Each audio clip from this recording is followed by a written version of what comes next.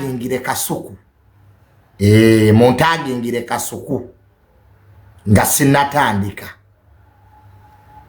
mwe muntagingire Kasuku tutandike eyo olwaleero mumutaginga jje wano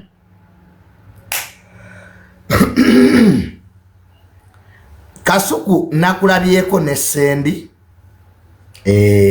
ku show ya mwemu ku Vibe Life. Kasuku nakulabyeko ne Sendi ku Vibe Life ngogezaako okunnyonnyola ebimu ku byaviirako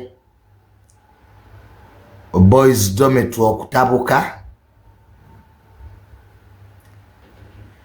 Kasuku abalala bayinza okuba bakutya okuddamu naye nze nja kuddamu wano era nkuwe facts clearly. Kasuku nakulabye facts ozikyanga bwana Kasuku byonna bye wayogedde ku Vibe Life byabadde birungi naye mwabuzeemu ekintu ekyo walemeddwa okunnyonnyola lwaki oleeta abanvuma. Kasuku saagala weebuzeebuze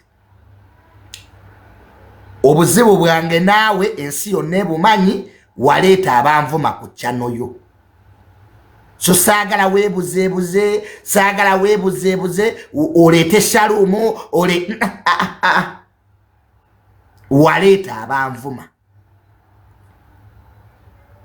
Awo obuzibu we bwava era kinabadde nkusuubira onnyonnyole. Saagala kwebuzaabuza olw'enkwe z'oyina n'obuta appreciatinga mikwano waleeta abanvuma we twayawukanira. Simple.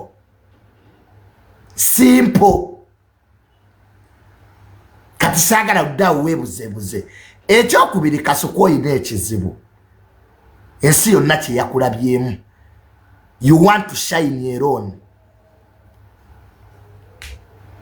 Ekizibu Kasuku ekikusumbuwa. You want to shine alone. Bonna be wayogeddeko baliri pazo ba Bolonoke banze twali bakwano bo naye kati weefuula mbugoli muntu mukulu nze nina emyaka 3 mukaga. Tetuli ku myaka gyo Kasuku, tuli ku byotukola, tuli ku nkwezo, tuli ku butaba na mukwano, tuli ku kuleeta abanvuma. Totandika kutunnyonnyola nze olaba nze mwabo bonna nze asinga obukulu gwasinga obukulu naye byokola naye bya kisiru. Kasuku naawe byokola bya kisiru era naawe byali tebiraga nti olina emyaka 36 nga bw'ogamba, because you are also part of the Boys Dormitory. Kati gwe omukulu w'ennyo Kasuku nkweze zikusumbuwa era nakulabye ng'oyogera ku Vibe Life ne Sendi inkwezo kazi Kasuku ze zikusumbuwa. Tewali kyamagezi kye wayogedde. Bonna b'oyogerako gyali mikwano gyo bw'omala ng'oweza baali bankubira. Lwaki buli omu yali akubira gwe? Because you were the trouble causer. Buli omu yali akubira kubanga Kasuku gwe wali ekizibu. Ng'oyagala content, oyagala views, ng'onyumirwa nnyo ng'abantu bayombagana batabuse ne bakubira. Kati gwe ne weefuula atabiriimu. Ye strategy yo. Nze sibiriimu. Wali obiriimu. Era singa ali tobiriimu tewandireese Shalumu kunvuma. Naye enkwezo kazi ezikusombowa. Ne Sendi gwe wabadde onyumiza amazima agamanyi. Nina wano recordings ezabo boyita mikwano gyo nga bagamba John yoli mutuufu tuli mabegago. Kyoyogera kituufu. Omusajja lwaki yali etaba kuvuma. Kasuku me and you tukimanyi. Gwe wakola Shalom atuvume. Era sagala webuzebuze. Tebigenda maaso wali tobimanyi. Gwe ewakola Shalom atuvume. Era oyo mwana Shalom yasoka navuma Sendi. Navuma Jekinizi ne mubituulamu. Era wabyogedde. Mbwe twatandika omwaka, mbwe twatuula mu miti iye nga gwabavuma. Kati walabye enkweza tuzitegedde. Ate kati otandika okwebuzaabuza, nze munnange nali sibimanyi, nze nali saagala biyingiramu. You were the problem of all of this. You were the problem. Because Kasuku oyina ekizibu. You want to shine alone. Goyagala weefule nti goli mulungi. Era otegeera nnyo naye nga totegeera. Nga naawe totegeera. That's your problem Kasuku. Wabadde oyogera ng'oyagala osiga ekifaananyi nti gwe bigenda maaso tobiri goli mulungi oli mukulu. Era nze n'emyaka 3 Kasuku tetubuuza byakajjo. Era nebyagenda maaso mu boys dormitory. You were part of it.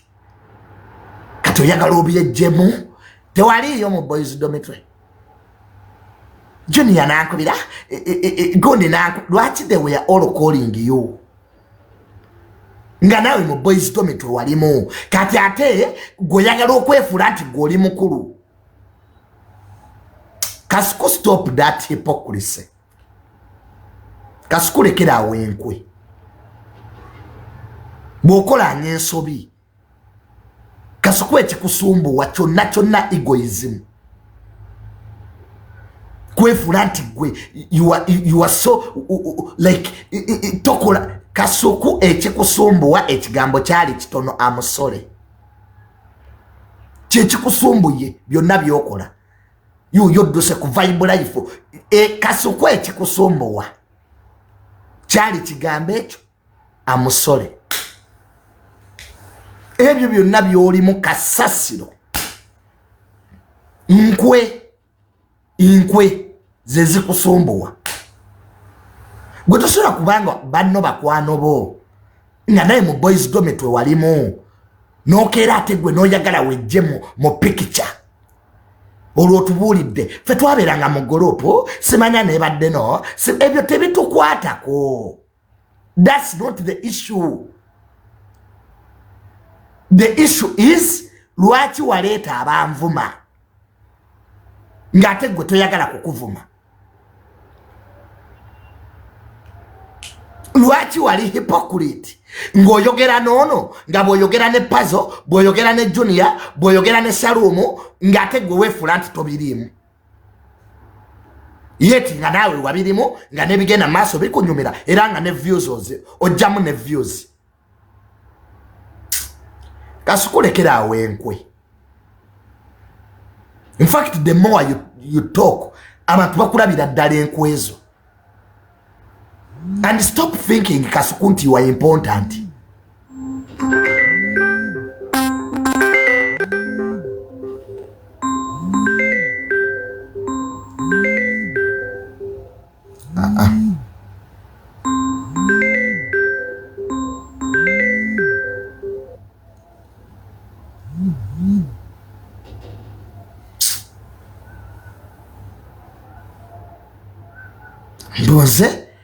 Mbonze nene ebizibu.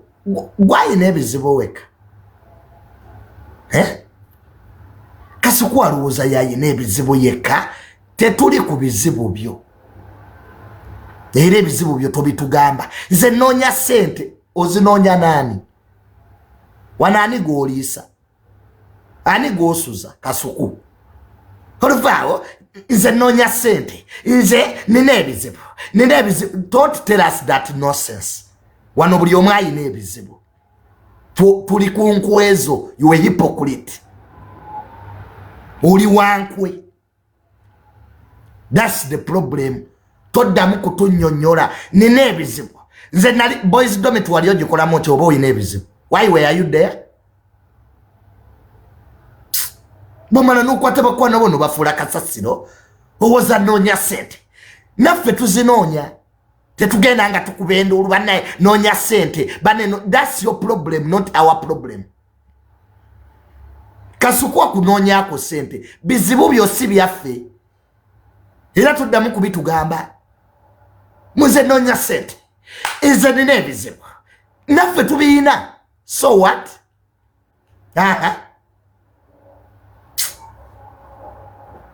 Muze ni muntu mukulu. Omukulu wali onoonya ki mu boys dormitory? That's really I want to know. Gwakuze nnyo taata. Wali onoonyayo ki? Kwa wali ofunamu views. Kati wamala ofunamu views kakati olwo n'otandika. Nze olaba abo be balimu. Olaba abajjonna be balimu. Nze sibiri nze ndi muntu mukulu. Totubuulira kasasiro wo. You are just a hypocrite. Era nze nja kugamba mazima. Ebyo byonna bye weerimu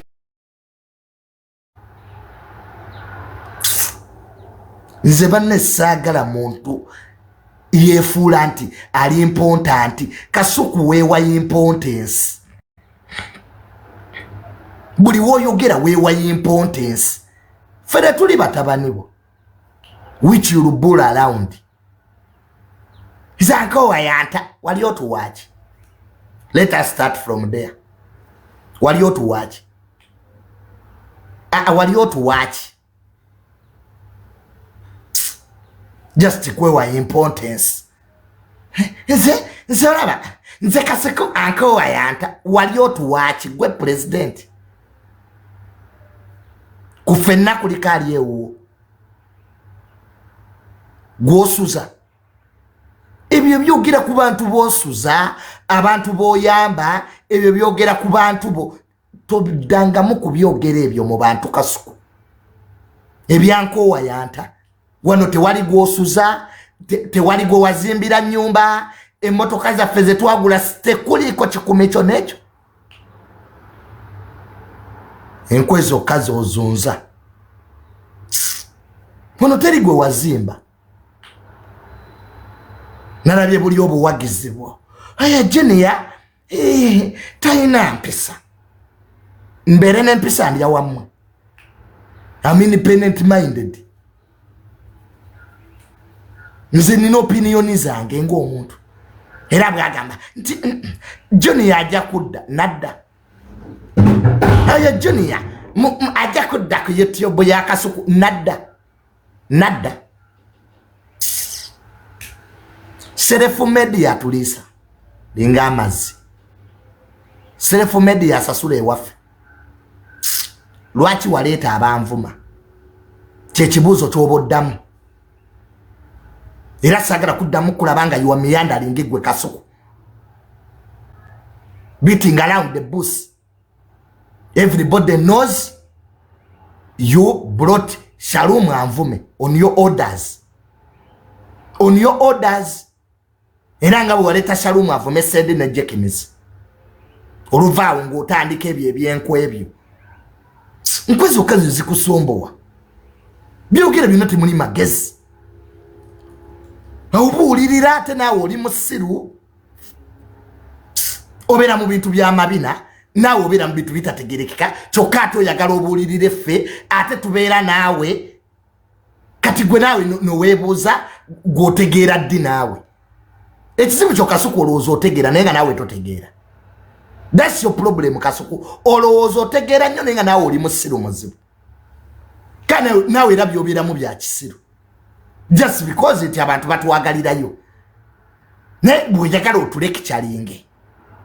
Bw'oyagala otubuulirire. Ate nga naawe oli musiru. Kwa nebigenda maaso era mu boys dormitory era byali biraga ati Kasuku naawe oli musiru. Kwa ogamba nti oli mukulu nga bw'ogamba. Ate bino wali obikolamu ki?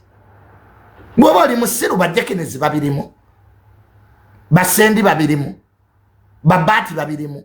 Nenawe wali obirimu ngera bikunyumira nga ne views obifunamu kati tutandika ate nawe kwefuula bwotegeera nnyo nkwazo kakasukuze zikusombowa just oli wankwe. You are not a real person. Totally real. You are not real to yourself. Kati olowooza sensi manyi kasuku oyagala nnyo abantu bakuwaane over nothing. Oyagala nnyo ebyokuwaana. Gwe buli kiseera kasuku onoonya kukuwaana mu kintu ky'obeera nakyo oyagala nnyo bakulabe nti oli mukulu oyagala nnyo bakuwaane yet you are the problem. Kati kasuku okuva ewavaawo okuva nga tukyakola nga teri ayomba na munne. Why is it we twasalako communication with you nga boys dome twetekyayomba gwali atambuza ebigambo ng'ove wange nodde wa Shalom nove wa Shalom n'okubira puzzle nove wa puzzle nodde wa Bruno ke kasuku twakutegeera ne bwone buzaabuza that game ended. We all got to know you. Wavange wange nodde wa Shalom n'omupikamu ebigambo era bwe natandika okukuba Shalom takyanvuma because gwe wamukola ng'otucyankalanya bw'ove wa liri puzzle bankubira gwe lwaki buli omu gwe yali akubira. Stop that hypocrisy. Stand as a man. Kasuku olinga mukazi. Yimiriranga omusajja next time.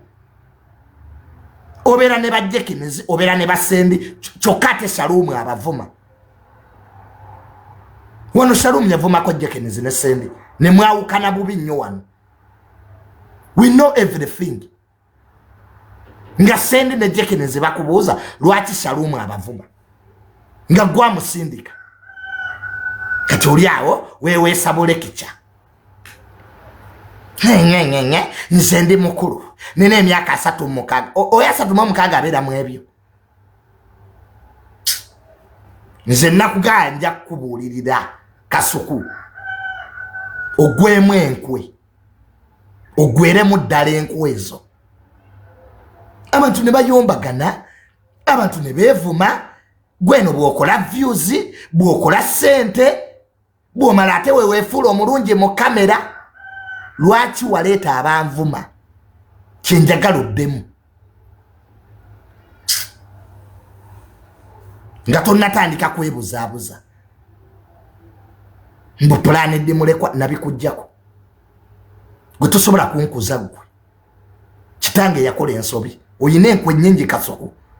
You can't tosobola kunkuza gwe kennyini weeremereddwa ate okuzenze ekya plan ndimulekwa saga nakuddamu kulira akikuyita ekyo nakikuggyako eddaame nalikyusa tatange yakola ensobi gwe kennyini weeremereddwa obeera mu byakisiru oli mabina kati ate okuzenze malema ebyekisiru bikunyumira naye nomala ne weefuula mbu wakula.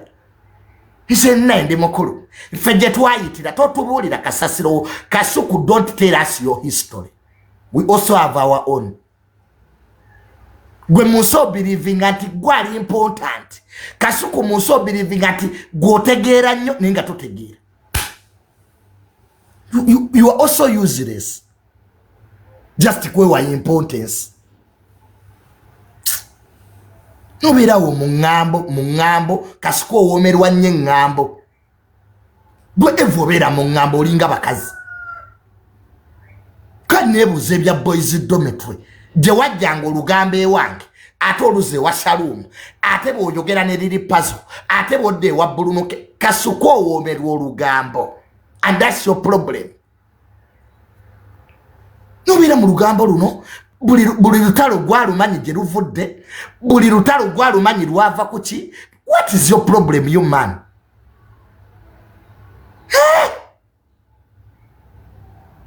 Iye kasuku buli lutalo buli abayombagana yabamanya gye luvudde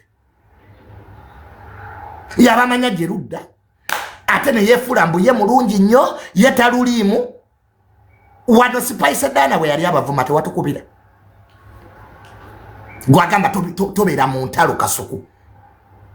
Wano Spice Diana ne manager Roger bali bavuma toka ntoko tewatukubira amasimu tujje tukuyambe. Wano Full Figure yali akuvuma Kasuku tewatukubiranga tujje tukuyambe. Wano Nalongo Kitone bwe yayogera ku mukazi wo tewankubira Kasuku. Kati wefula mse sagala ntalo. You are just a user. Kasuku, you a hypocrite, you a user. And let me tell you, that game will not help you for long. Muso yagala nnyo sente nobako wokoma. Nebako ne mikwano. Junior tasobola kuba mubi just because akugambye konti lwaki waleta abanvuma. Wakwata Shalom nemo da ku chano yo no nvuma. Wali olozanja kusirika about that. You're just a hypocrite. Wandi badde Kasuku onkubira simu ngamba musole. Ne egoism. Oli nogenda kachanoko otudde n'olubuto lwo. Hanko wayanta. Nze ba colleague. Lwaki tubira ne boyita mikwano gyo? Bobo yita mikwano gyo bakwano bo. Wano wabana ebizibu nga Full Figure atuvuma nga otukubira. Bwe tugambako nga tufuuka ba colleague. Mani muvubuka gwe weetereze Kasuku. Stop that game. Buli yagambako ekituufu, buli yagambako ky'omukoze olotaba mukwano gwo. Naye wano woba mu bizibu ng'otukubira.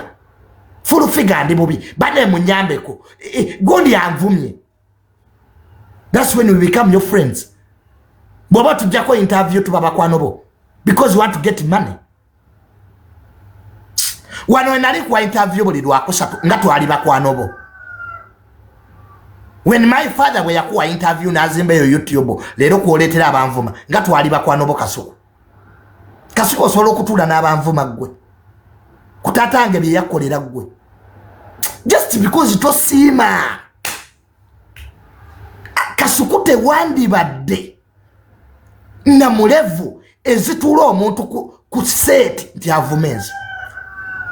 Over what my dad did for you. Not just because mwagadde nnyo sente z'amangu. Akantu ki? Kunte tuwaba mulungi lwaki tomukola mu maama wo? Bwe kuba okuvuma abalala binyuma. Lwaki tokwata abantu ne bavuma maama wo ne bavuma mukyala wo? Ati munoonya buntu. YouTube mukwate banyamwe mbateke kuzi YouTube mubavume ati munoonya content. Lwaki omukolera kunze?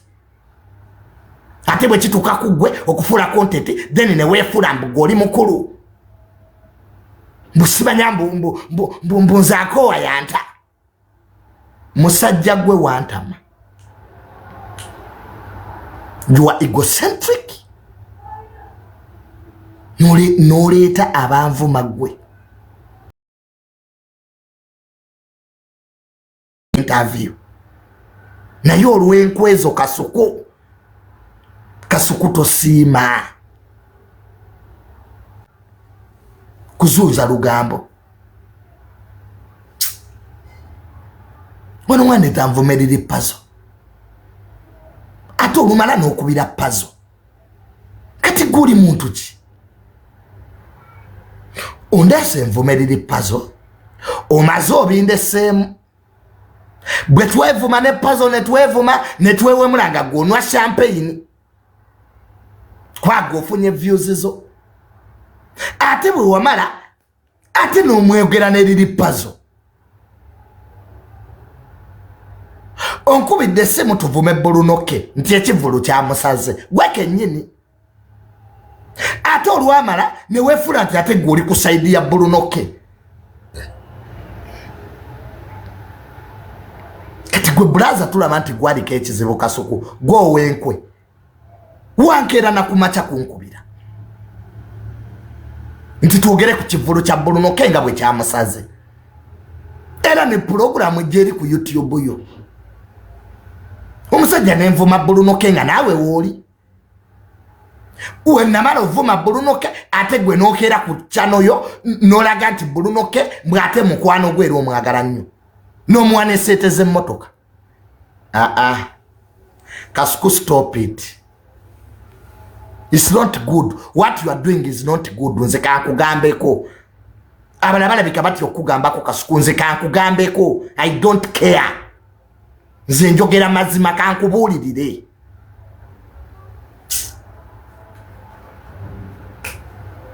Nze kankugambeko Kasuku. You are the trouble causer in all of this. Era lekera ugende wa sendinga okoloba obu YouTube channel bonga ate toyogera mazima. Tinange ebintu nabirimu.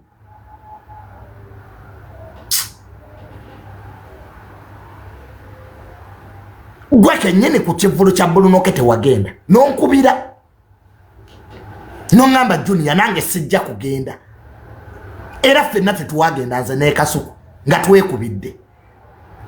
Ate bwomala ate ne weefula mukwano gwa Bulunoke. Kasuku lekera awenkwe.